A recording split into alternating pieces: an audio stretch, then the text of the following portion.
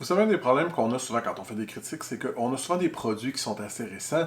On n'a pas l'occasion de les essayer pendant très très longtemps. Puis même dans certains cas, on a des produits pré-production. Ça fait que l'expression qu'on vous donne, ben, est quand même un peu préliminaire parce que le produit a le temps de maturer, d'avoir des mises à jour, des choses comme ça.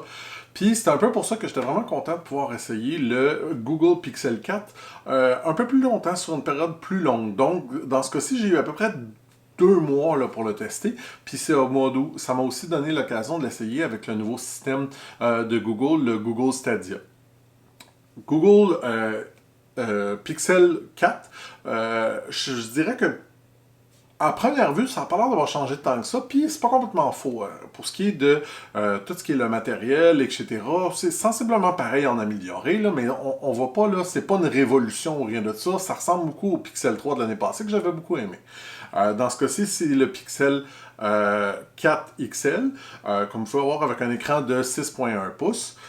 C'est très, très, très agréable à tenir en main. Ça fonctionne très, très bien, mais moi, je pense que pour cette critique-là vidéo, plutôt que de focusser sur les différences du processeur, etc., je pense que je vais plutôt vous parler des quelques nouvelles fonctionnalités qu'on a avec le Google Pixel 4 qui vont probablement être intéressantes. Donc, la première particularité avec ce téléphone-là, c'est qu'ils ont finalement implémenté un peu, en fait, je vais plutôt revenir, ils ont remis au goût du jour la fonctionnalité de pouvoir déverrouiller le téléphone avec votre visage. Donc, vous n'avez qu'à faire ceci et en principe, votre téléphone se déverrouille. Ça fonctionne assez bien, quoique je dirais que j'ai eu quelques petits ennuis, particulièrement au début, je ne sais pas si des mises à jour ont été faites pour améliorer, mais je dirais qu'au début, là, une fois sur quatre, ils ne reconnaissaient pas vraiment mon visage, puis il fallait que je le déverrouille manuellement, pas la fin du monde, mais des collègues, eux, m'ont dit quand ils l'avaient, qu'il n'y avait pas ce problème-là. Alors, je ne sais pas si c'est moi, si c'est les lunettes, j'en sais trop rien, qu'est-ce qui faisait que,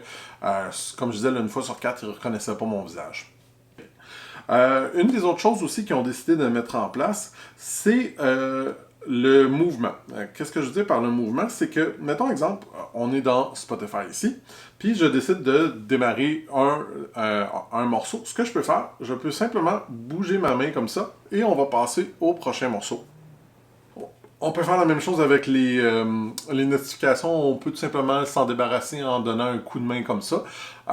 Franchement, l'idée est pas mauvaise. Je dirais pas que c'est la plus révolutionnaire au monde, mais ça fonctionne quand même assez bien. L'autre chose qui est intéressant, ben souvent avec ces appareils-là, ben ce qu'on aime bien faire, ce sont des photos.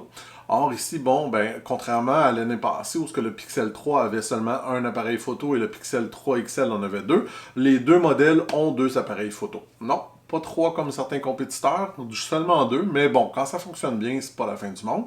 Donc, ce qu'on a, c'est l'appareil photo normal et un téléobjectif. On n'a pas malheureusement l'appareil photo plus large. Il y a donc le mode de nuit. Vous allez avoir un peu moins de bruit que les compétiteurs.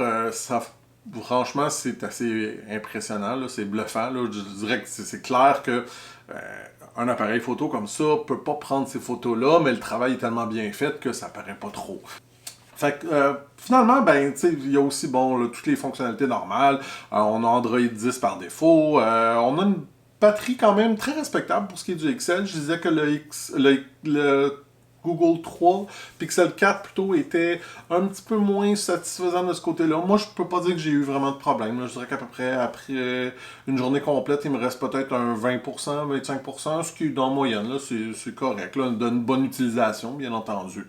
Dans le fond, là, je veux dire, c'est un téléphone à... Si vous voulez être un fanatique d'Android, c'est clairement lui que vous devez aller chercher parce que, bon, Google a tendance à toujours envoyer ses mises à jour les premières sur ses pixels. C'est un bon téléphone, il est solide. Maintenant disponible d'ailleurs en plusieurs couleurs, dont cette couleur vraiment tripante, le orange, là, qui est assez spéciale. Bref, pour un fanatique d'Android, c'est clairement le choix. Si vous avez le Google Pixel 3, c'est peut-être moins intéressant à changer. L'évolution est pas tant là. Je dirais pas qu'il y a une marche assez importante pour faire le changement vers ce téléphone-là. Alors moi, je pense pas que le choix vaut la peine. Si vous voulez quand même un peu plus d'informations pour ce qui est des spécifications, de plus de détails, je vous invite à lire mon article sur le blog de Best Buy que vous pourrez trouver dans les liens de cette vidéo. Merci!